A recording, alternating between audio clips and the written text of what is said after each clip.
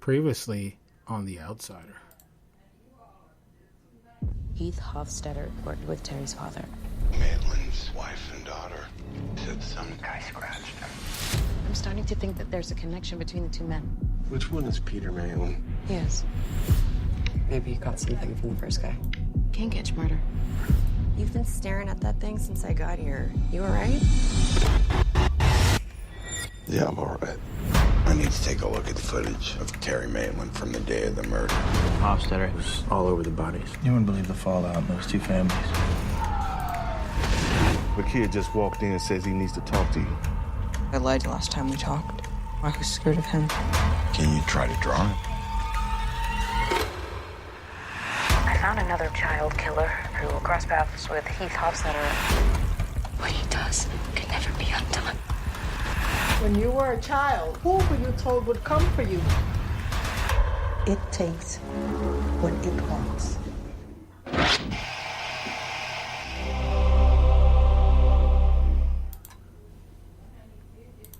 It takes what it wants. It sounds like Jen. No, I just take what I need. Oh, is that what it is? Mm-hmm. Oh, okay, well, I'm glad I know that now. Hello, welcome to an all-new episode of Talking The Outsider. I am your host, Kinte, all the way live from Los Angeles, California, and I'm joined by my wonderful co-host, the one and only Jen. How you doing? I think that should be my new nickname. The one and only? No, take what you need. Yes. Take what you need, Jen. Yeah, I agree. I think that is exactly what your name should be, young lady. It definitely suits me, I think.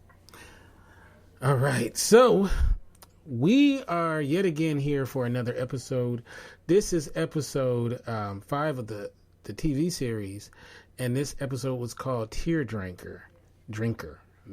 So I think a good place to start off with this particular episode is the very beginning. Once again, we're having a little technical issue. We start off with another flashback, and in this flashback, we have someone's death already being foretold. Here we go. Sorry about that. And so this is one of those episodes where, kind of, I call it J.J. Abrams, where they show us the end, and then they show us how that we got there. So, what do you think about this opening flashback? Okay, so this is the only episode so far that I really didn't like, and I didn't like it. I guess partly for that, because I felt like it was silly and contrived, and we didn't need that, but also because I am totally willing to be a part of a slow burn process where narrative ekes out bits at a time, and where we, sort of uncover things when it's done in service of developing the characters, because I do feel like that is really important. But this episode did sort of neither. The eking out of information was so slow and so incredibly almost painful in its delivery, and we didn't get anything as compensation. We didn't get, sort of a deeper, bigger character understanding. There were all additions to things, but there were all additions to things that we already knew.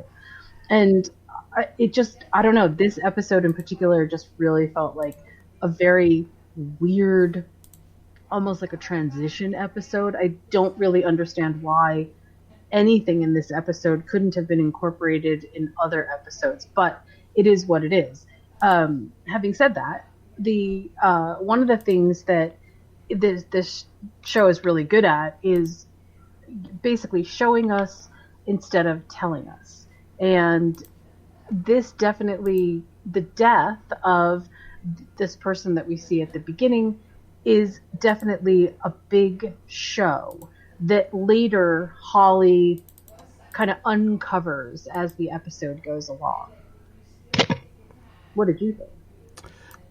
Yeah, I think, well, basically this is being use. Oh wait, Did I lose you? Sorry about that. I was on mute. So what this episode's used to show us, kind of like, this is where it's a lot about Jack Hoskins. It is. You're right. And again, I'm not. It's always so hard to criticize a series, especially when you like it. But this particular episode just felt like it was protracted to the point of it was painful. It was just painful. You know, it's funny. This wasn't for me. And there's another episode that we're going to get to later that was kind of like that for me. But actually, I did enjoy this. I remember enjoying this episode. And one thing we get to see in this episode is kind of what the outsider or El Cuco or whatever you want to call him wants from Jack. You know? So we see that he has Jack doing chores. You know, he's in this scene. He is getting a dead deer. He's setting up a living space for El Cuco in the middle of the woods, and we have Jack. You know, he's like, "Hey, I've done everything you want. Can you please just give me some relief?" And no, El Cuco still got that boot on his neck, if you will. Right. So I think that, you know, that particular, this is one thing that we get, and then we get it by showing us. So the way they're doing this is like, this is the future for Jack, right? By showing the character in the beginning who's connected to the Hostetler, storyline. So. Right. Ultimately, this is where you will end up. Right. It does, you know, it remarkably feels very, like it's full of foreshadowing. Oh. It definitely feels that way. Definitely. So we'll go back to that. One of the good images, I think, is in this particular episode is we go to Jeannie Anderson, and she's at work, and there's a guy with a hoodie on, and you're like, what is he coming for her at work? You know, like, what's going on here? You know, and wait, let's preface this with Jeannie seems to have this strong connection to whatever it is that's going on, and she has been directly involved with the Maitland children in sort of uncovering what happened, whether, you know, the entity actually met. And again, you know, I am not of the opinion that something couldn't have been happening in the scene. Remember what we talked about before in a previous episode. There is a sense of dread that people get. Jack felt it when he went into the barn. There is a sense of dread that people get when this thing is around. And I think if you are particularly resonant to it, you will pick it up. And I feel like that's what was being said here about Jeannie. Yeah. So you don't believe it was a psych out? No. I think there actually was something happening. And I think it later clarifies itself because it visits her. Yes. So we might as well just go right on into the visit. So back at the Anderson home in the middle of the night, Jeannie Anderson gets a visit from the outsider. And I'll let you tell the audience what exactly the outsider told Jeannie. Well, I should say it, because I don't know if it's actually a he. It does seem to prefer men over women just statistically, but we know that it doesn't really care because it was Maria too. So it seems to tell her that something big is going to happen. And the interesting thing to me is this is basically the same thing that Jessa told them as well. You know, if you don't stop, something bad is going to happen. And it makes me wonder if the entity honestly feels threatened by this, or if this is just not a further way to terrorize and bring up the kinds of chaotic grief and chaotic sadness and chaotic other stuff that is happening around them. Like, it almost felt like it appeared to Jessa to try to get Jessa to respond in a way that would, act with more grief, act with more sadness. And for all intents and purposes, it didn't, because Jessa was just too strong, or because the people around Jessa were strong enough to give her good counsel. And in this case, it also feels like it is trying to get Jeannie to somehow respond in a way that would give her dread, make her feel terrorized. And she does, for sure. But I feel like it's not actually trying to warn Ralph away as much as it's trying to create that kind of manifestation. Right. And, in case you thought it was a dream, we see that because she dropped it. We forgot to mention she drops the glass, right, steps she drops on the it, glass. And we see that her feet are all cut up from it. So, so it wasn't just a dream.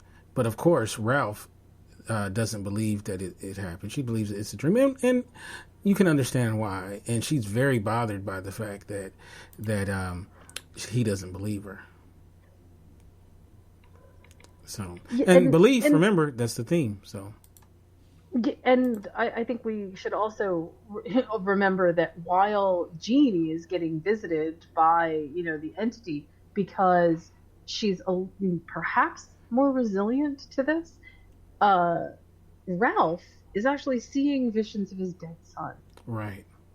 And so how this thing is complicated in terms of what emotions and what it's playing off of it just feels very overwhelming. Right. So, yeah, that's interesting too. Like, is that from his own mind, seeing his dead son, or is that, I don't think the outsider's doing that, right? Well, at this point, it doesn't matter. And I feel like that's what we get to here. What we get to here is there's enough chaotic influence happening that it doesn't matter what is manifesting to who. What matters is that there is this pervasive sense of grief and sadness and dread around all of them, because if that's what it's feeding off of, I don't think it cares whether it's making the physical manifestation or whether it's simply bringing up enough emotion to swirl that, to make that a reality for him. Right. Going back to Holly is now trying to figure out more about the Hofstadter case, and she goes to this gravesite because she has the conversation with the bartender, and it was this episode, where she offers to she gets the bartender to drive her around, and they take her to this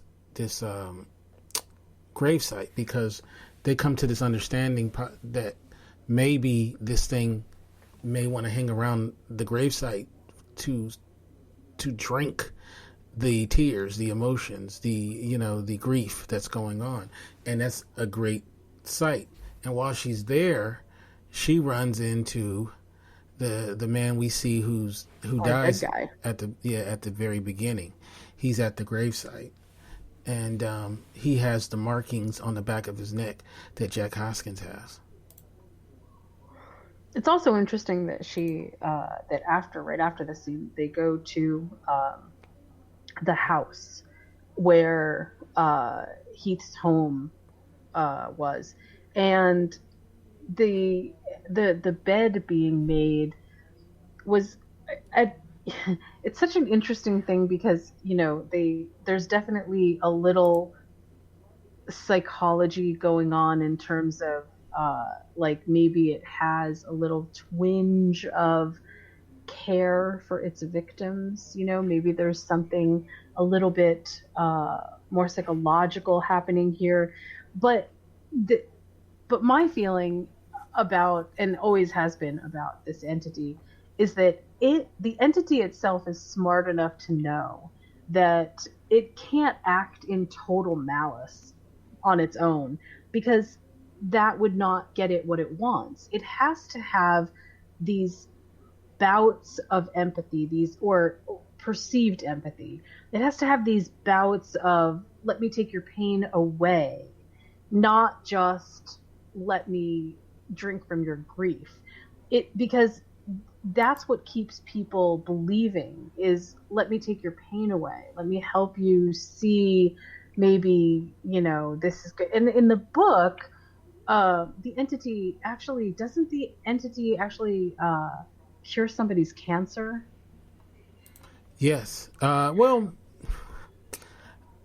promises to. Promises. That's the book, though. Yeah. Well, right. But what I'm saying is like that you can see that there is definitely a parallel here. There's a correlation between, and the bed was, I think, the perfect. It really was a good. It was a good visual high point to show that. Yeah. And another thing too is Holly starts to get this idea that possibly something like this, the events that happened around Heath's case could potentially be the same around Terry's case. So right. she has Ralph go to the gravesite where Terry's buried and just take photos around. And while they're doing that, as Yoon is there, Glory Maitland is there, as well as Jeannie. And that's when they made the realization that the barn in which, they found the clothes and where El Coco made his encounter with Jack Hoskins is right there next to the gravesite. And the idea behind that is he wanted to be close to the grief, because that's what he feeds off of, right? Well, and again, not to keep sort of beating this over the head, but it does speak to this higher level of intelligence that this thing is smart enough to know it's not just mindlessly feeding off of. It's very calculated. It really is playing a long game, which is very terrifying. Yeah. Very, very terrifying. And you're like, okay, what the heck is going on here?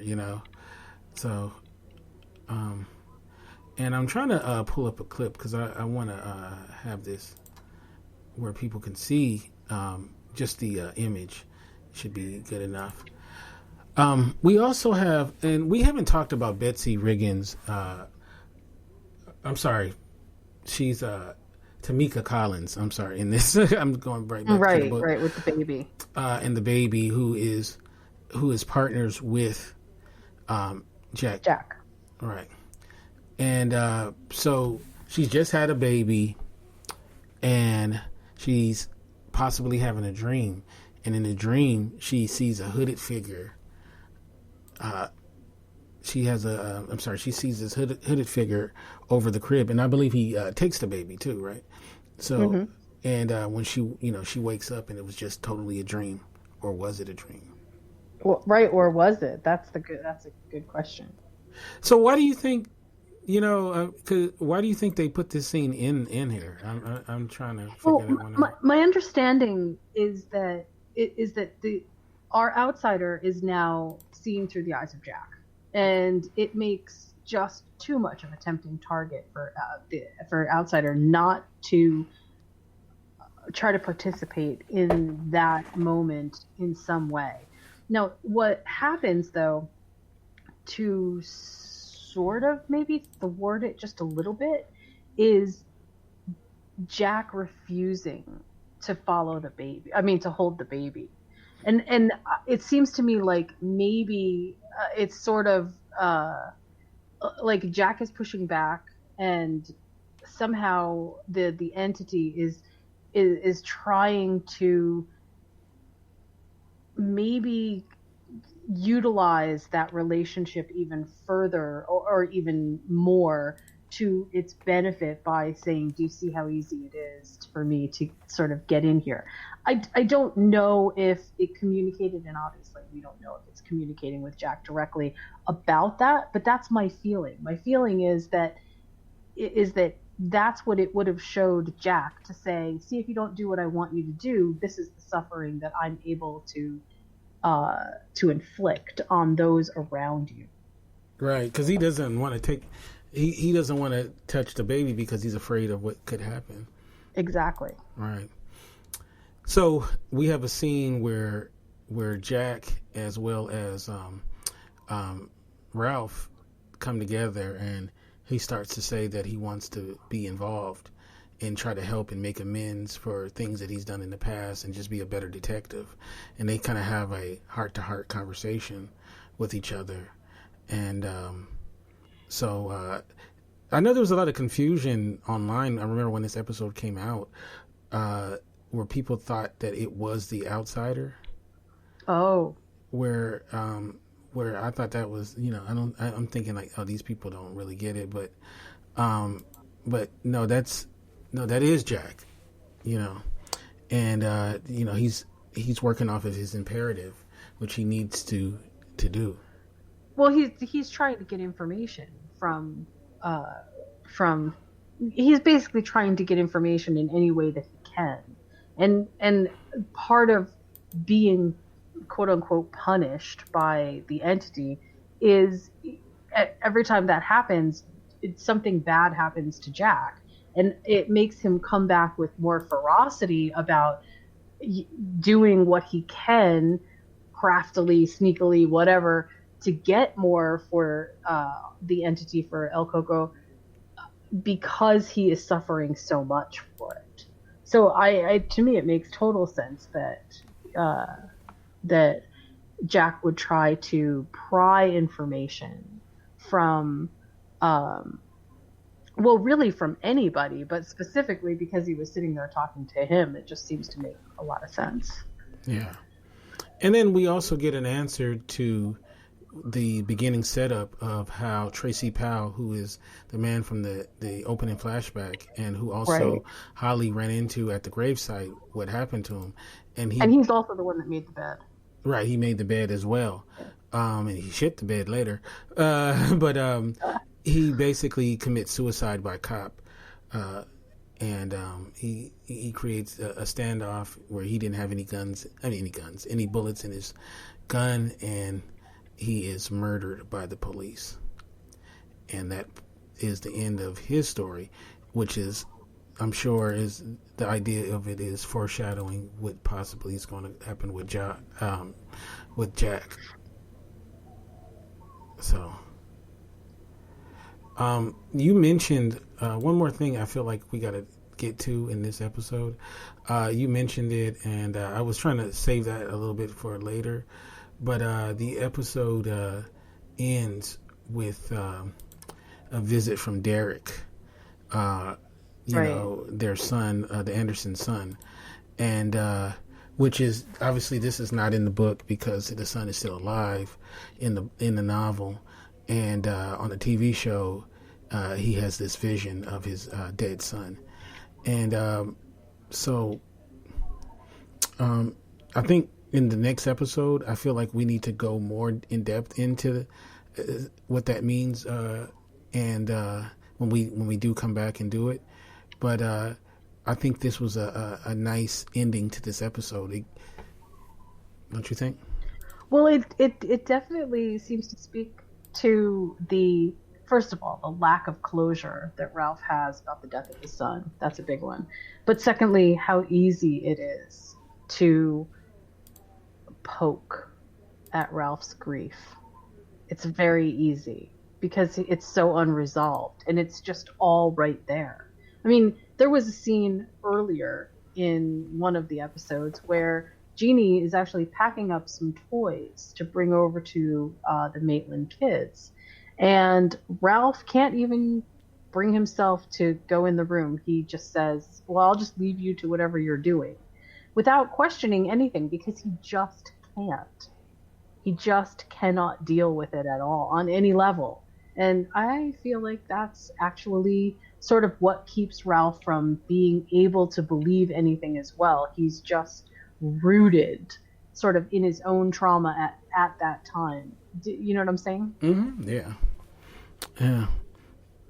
Yeah, these are broken people, and a lot of grief, a lot of unresolved issues, and let's say one thing too before we leave this episode, and that is that I keep mentioning like little technical things, but this one definitely gives me a sense of, it's very interesting the way that they're doing this.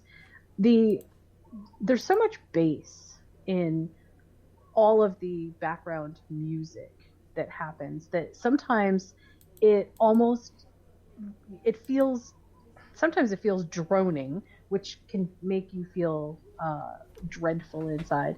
But when there's a lot of bass in something, it also acts as kind of like an excitement, and the excitement is definitely rooted in fear. So they did a really genius thing by creating these sort of always off key moments that are punctuated with this bass that just makes you feel like there's some resonant horror happening at all times. It's just really fascinating. The music is, maybe because this episode was so slow for me, I actually really paid a lot of attention to it, but I actually have notes about how the background music made me feel. Oh, did you get up and dance? No. I don't usually dance to fear. That's not usually my thing. All right. Well, I think this is a good place to end. Because we're walking a tightrope without trying to ruin it for people who are just trying to keep in line with the episodes. But I feel like we're going to be unleashed pretty soon. So I want to first start off by how can we get you in social media and all that good stuff? You can find me at Following Bliss1 on Twitter, and you can check out my websites at my newly moved website for where I am doing story deconstruction at studiowhitewolf.com. And of course, there is my Movies Make the Meal website with lots of cool recipes that tie into all kinds of movies. All right. And you can get me at Kinte F on Twitter, Kinte Ferguson at Instagram, and of course the website is indyradio.org. That's INDY radio.org. And we'll catch you next time right here for an all new episode of Talking the Outsider. Peace.